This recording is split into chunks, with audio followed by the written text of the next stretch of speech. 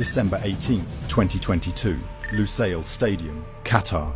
80,000 fans held their breath as a 35-year-old man who'd been told for 15 years he'd never be complete without this trophy stood over a penalty in the World Cup final shootout. The weight of a nation, the ghost of Maradona, and the entire football world watching. By the time the ball hit the net, not only had he silenced every doubter, but he'd also cemented a legacy 2 decades in the making. This is the story of how a fragile teenager from Rosario became the greatest footballer the world has ever seen.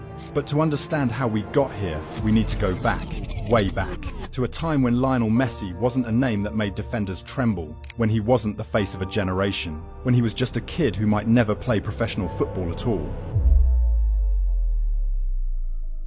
Rosario, Argentina, 1995. While most 11-year-olds dreamed of emulating their heroes, Lionel Messi was fighting a different battle entirely: growth hormone deficiency, a condition that meant his body wouldn't grow the way it should. The treatment, nightly hormone injections. Painful, expensive, and essential if he wanted any chance of an everyday life, let alone a football career. His local club, Newell's Old Boys, had spotted his talent early. The kid was magical, with a ball at his feet, dancing past players twice his size with an ease that seemed impossible. But magic doesn't pay medical bills. The injections cost nearly $900 a month, a fortune for a working-class family in 1990s Argentina. Newell promised to help. They didn't. His father's insurance covered part of it, then it stopped. This is where most stories end. Talent discovered too late, potential crushed by economics. The beautiful game revealing its ugly truth, that genius means nothing without opportunity. But Messi's story was about to take a turn that would reshape football history. Enter Carles Rexach, Barcelona's technical director, a man who'd seen it all in his decades at the club. Championships, heartbreaks, thousands of trialists who promised the world and delivered nothing. He'd become skeptical, hardened by experience. Yet when he watched this 13-year-old Argentine kid play in a trial session in September 2000, something shifted. The official story says Rexach was so convinced that he signed Messi's first contract on a paper napkin at a Barcelona tennis club. Romantic, dramatic, perfect for the headlines. The truth? The napkin was real, but it wasn't legally binding.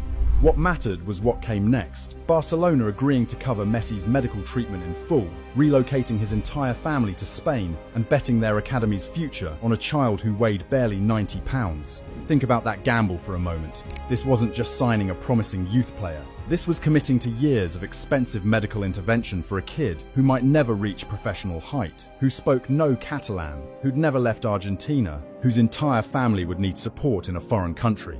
The financial risk was enormous. The sporting risk is even greater. Real Madrid had the chance too. They'd heard about the Argentine prodigy. They watched him play. They walked away. Too small, too expensive, too uncertain. It would become one of the most catastrophic mistakes in their history. Because what Barcelona saw wasn't just a talented kid. They saw philosophy made flesh. For decades, La Masia, Barcelona's famed academy, had preached a gospel of possession football, technical brilliance, and tactical intelligence over physical dominance. They'd produced legends: Xavi, Iniesta, Puyol. But Messi was different. He was the purest distillation of everything Barcelona claimed to believe in. Small, skillful, impossible to dispose of. A player who made the ball seem magnetized to his feet. The early years weren't easy. Homesickness hit hard. His father Jorge struggled to find work. His mother Celia hated Barcelona and eventually moved back to Argentina. Lionel was a shy, quiet teenager in a foreign country, receiving nightly injections as he tried to prove he belonged while his body slowly caught up to his talent. He barely spoke in training, let his feet do the talking instead, and talk they did. By 2003, at the age of 16, Messi was already training with Barcelona's first team. Not as a publicity stunt, not to sell jerseys, because he was genuinely good enough to compete with professionals. Frank Rijkaard, Barcelona's manager, saw immediately what Rexach had seen 3 years earlier. This wasn't potential, this was inevitable. October 16, 2004, Barcelona versus Espanyol. Messi came on as a substitute in the 82nd minute, becoming the youngest player ever to represent Barcelona in La Liga at 17 years, 3 months and 22 days. He touched the ball 9 times, completed 6 passes, played 8 minutes, left the Camp Nou crowd buzzing with a single thought: we've just seen something special. But special wasn't enough. Not at Barcelona, not with the weight of history pressing down on every player who wore the famous Blaugrana jersey. The club had gone 5 years without a La Liga title. Their last Champions League trophy came in 1992. Real Madrid, meanwhile, had won 3 Champions Leagues in 5 years between 1998 and 2002. The rivalry wasn't competitive, it was humiliating.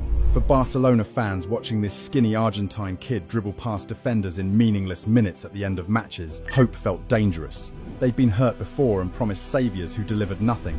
Ronaldinho had arrived a year earlier and sparked genuine optimism. But one Brazilian genius wasn't enough to overcome years of institutional decline and Madrid's Galactico dominance. What they didn't know, what nobody could have known, was that they weren't watching a talented prospect finding his feet. They were watching the beginning of one of the most incredible individual careers in football history, and the spark that would ignite the most dominant club era the sport has ever witnessed. Messi's first goal came on May 1st, 2005, Albacete.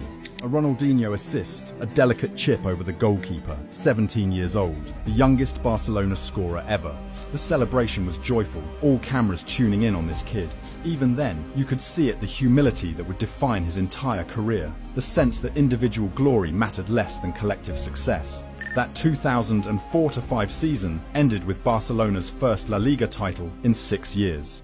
Messi had played 7 matches, scored 1 goal, contributed almost nothing statistically, but inside the dressing room, something had shifted.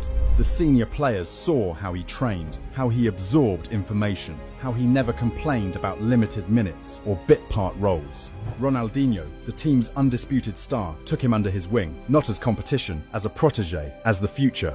Real Madrid noticed too. How could they not? This was the kid they dismissed as too small, too risky. Now he was wearing Barcelona's colours and winning titles and getting standing ovations at the Camp Nou for 5-minute cameos. The same scouts who'd recommended passing on him suddenly found their judgment questioned. But what could Madrid do? Messi wasn't just contracted to Barcelona, he was becoming Barcelona. The club's identity and the player's destiny were fusing into something inseparable. The 2005-06 season was the explosion. 25 appearances, 8 goals. His first Champions League goal was against Panathinaikos at 17. The world started paying attention. Not just Spanish football journalists or Barcelona supporters, everyone. Chelsea wanted him, Manchester United scouted him, Inter Milan inquired about availability. Barcelona's answer was always the same: not for sale, not at any price. Because by now, they understood what they had. This wasn't just another La Masia graduate. This was the player who would define the next decade of European football. The one who would turn Barcelona from a club into a dynasty. The one who would make Real Madrid's Galactico era look like ancient history.